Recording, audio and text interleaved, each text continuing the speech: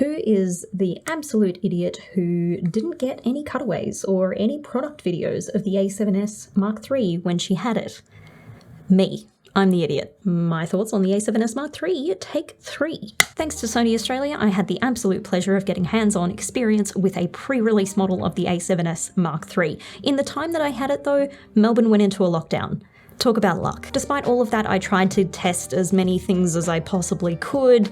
Given the restrictions, that was very, very difficult, and I would like to test more with it in the future. But considering I've given the camera back, I thought I'd share my final thoughts on what I found with what I did with it. Kind of like a favorite features, if you will. Flippy screen. Hell yeah. I think it's a really good idea. I don't only think it's useful for vloggers, I actually found myself using it a lot.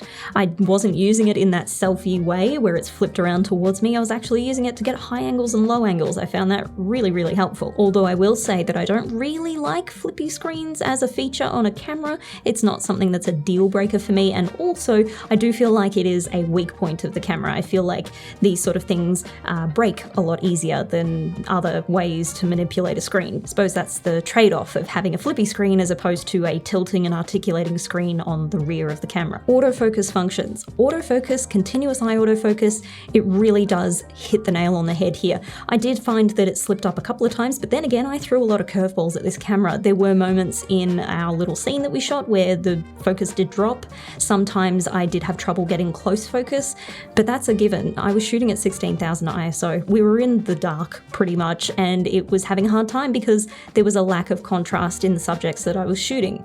Makes sense. After we shot our little scene, I took the camera outside and I got Dustin to walk from the back of the yard to the front of the yard. We shot this on a 135 G Master lens at 1.8, and I just can't believe that it nailed it pretty much all of the time.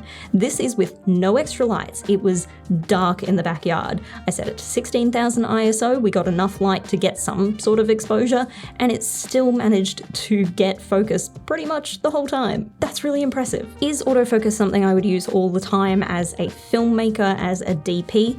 No, I wouldn't. There is nothing like a manual focus pull. There is nothing as organic as getting somebody to pull your focus or pulling your own focus.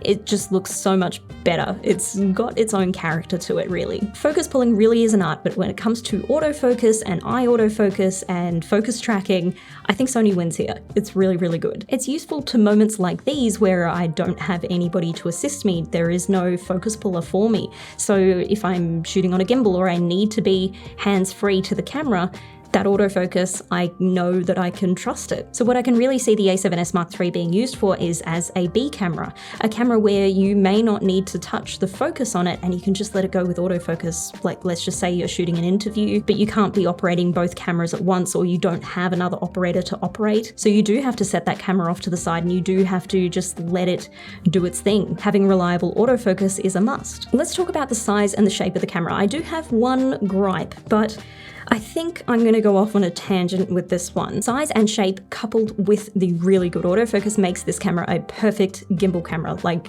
absolutely perfect. But I will say, if you're making a camera that is more video-centric, I mean, yes, it can take 12 megapixel stills, that's fine, but I still think if the camera is going to be video-centric, it should be catering to the video more than the shape of a DSLR or a mirrorless camera. It should have some sort of shape to make it a bit more ergonomic for film. I'm not saying make it bigger, but maybe making it more modular, more of a cube that you can attach accessories to. This is a problem that I see a lot with the mirrorless cameras, even the Blackmagic Pocket 6K, which I'm shooting on right now. I can understand why they might be shaped like that, but I still think that if it is going to be video-centric, it should cater to the video more. Having the ports in slightly different positions, having the monitor in a slightly different position, making it able to be accessorized easily and kind of mold into every scenario. So go easily from handheld to tripod work, or stripping it down in such a way that you can get it onto any wide variety of gimbals, not just small handheld ones. And the cables coming out the side and not out the back of the camera, that makes it a little bit more difficult again. I'm having trouble with my Pocket 6K trying to work out how to get a handheld rig for it that is comfortable for me, and it's taking a lot of trial and error trying to find find those right bits and pieces to make it work. And one of the main issues is because the cables come out the side of the camera and not the back. So they end up like sticking into your face. It's something to think about, but I think I'm really just sticking on this one for a bit too long. I will say that if it was a different shape, it might be a bit easier. I do understand that people do make third-party accessories to make these things a little bit more film-friendly, but even then, wouldn't it be better to just make the camera that off the bat? But then again, would that make it not an A7S Mark III? But this is something you have to think about if you're going to use this camera as a film camera and you need to rig it out with things. That's extra cost. On top of the cost of the camera, you're going to have to spend money on a whole bunch of accessories to make it more usable for film. Anyway, enough of that. Let's talk about the cine-like features that I do like about this camera. HDMI Type A, brilliant, perfect, great choice. I know, of course, in film we use SDI, not HDMI. SDI is the standard, but having a full-size HDMI Type A, really cool. Better file naming abilities. This is great. You can customize your file naming system so that you can make your post workflow just a little bit easier. And the thing that is seriously making me consider going back to Sony, in fact, I probably will, improved color science. Sony has been getting progressively better and better with their color science. All of the newer cameras now do have varying degrees of better color science behind them, making them a little bit easier to work with. Now, apparently it isn't the FX9 or the Venice, but it is very close from what I've heard. Again, I didn't get to do proper tests with this, and it would be nice to do that, maybe in the future. But from what I did see, it was really easy to get it looking really nice in post. So who is this camera for? It took a lot of contemplating to work this one out, but here are my thoughts. People needing a micro setup. So this could be somebody who has a larger camera like an FX9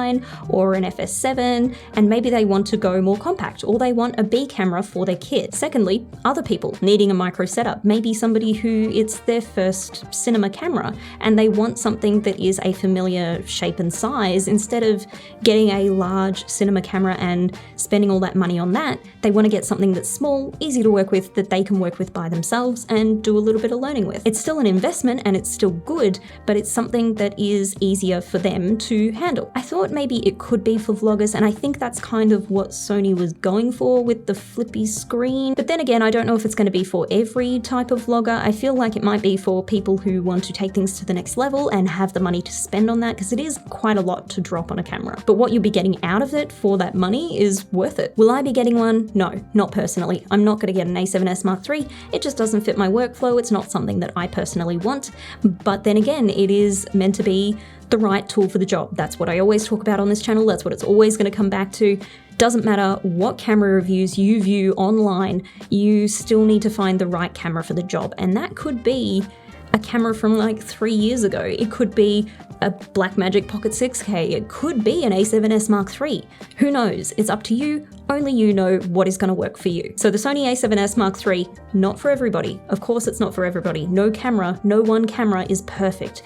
No one camera is going to be everybody's camera. It's never going to be that way, but it sure is an impressive little package. Anyway, I hope you enjoyed that video. Thanks so much for watching. Thanks again to Sony Australia, and I'll see you next time.